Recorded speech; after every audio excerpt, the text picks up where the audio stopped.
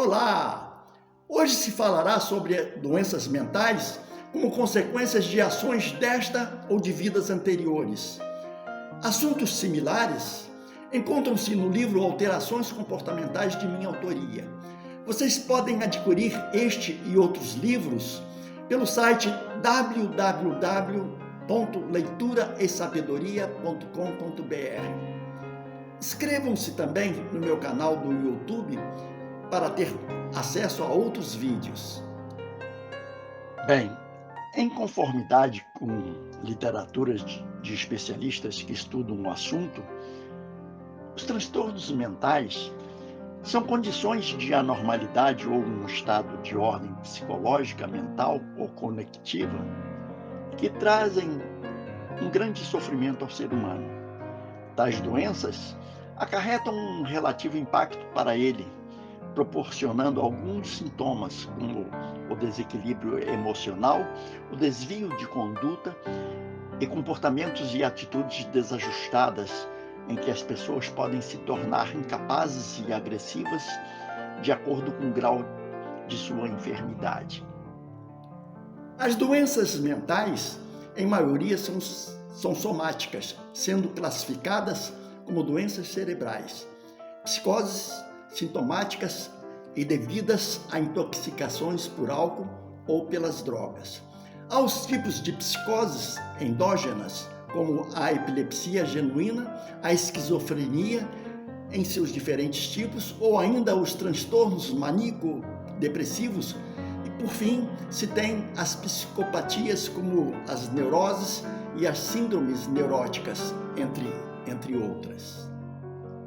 Os principais fatores causadores dos transtornos mentais são a genética, a utilização de substâncias tóxicas que afetam o cérebro e o estilo de vida. De maneira geral, o transtorno mental se torna mais comum em pessoas que têm histórico de doença mental na família biológica, havendo, nesse caso, uma vulnerabilidade genética. A partir dela, a probabilidade será maior se a pessoa se expor a fatores de risco, apresentando uma conduta de vida atribuída a padrões pouco saudáveis que a levem ao pessimismo.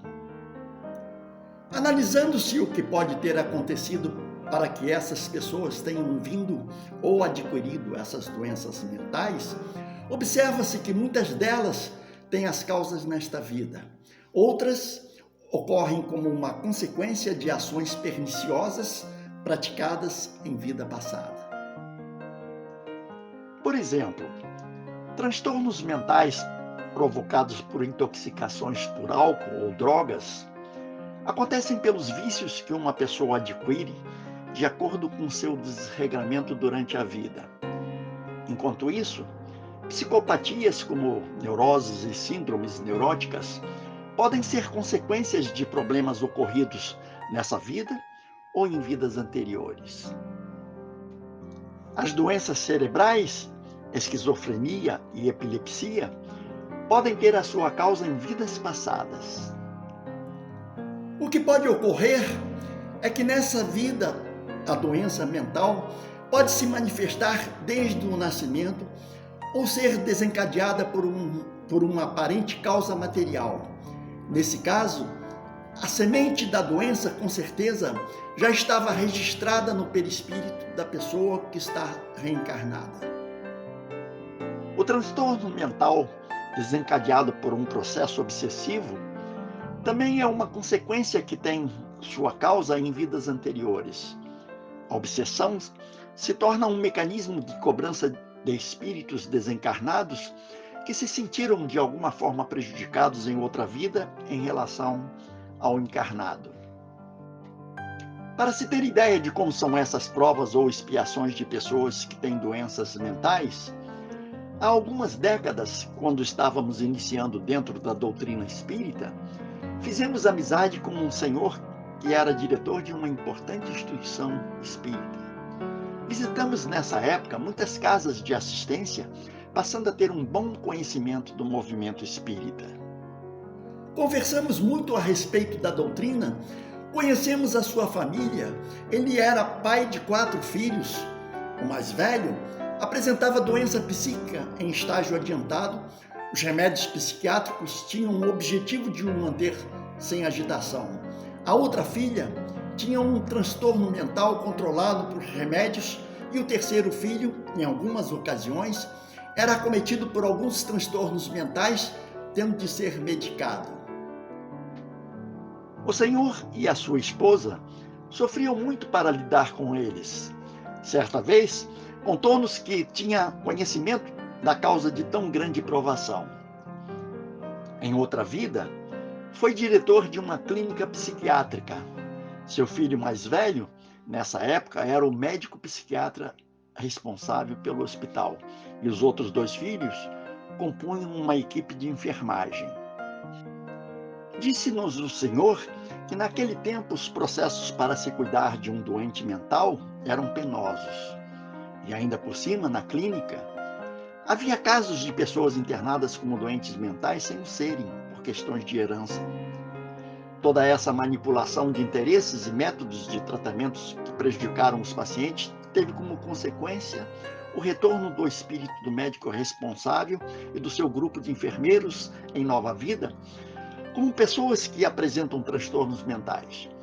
Assim, seu pai, que era diretor do hospital psiquiátrico, veio com a responsabilidade de conduzir essas pessoas durante a sua vida por uma ação de causa e efeito para que eles reparassem o mal que fizeram a outros indivíduos. Essa história exemplifica o tipo de ação ocorrida em outra vida para que muitas pessoas retornem na vida atual com algum tipo de doença mental.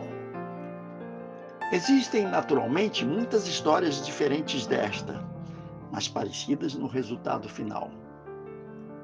O que passa a ser mais importante é que essas pessoas com transtornos mentais podem ser tratadas de forma que o seu sofrimento seja amenizado.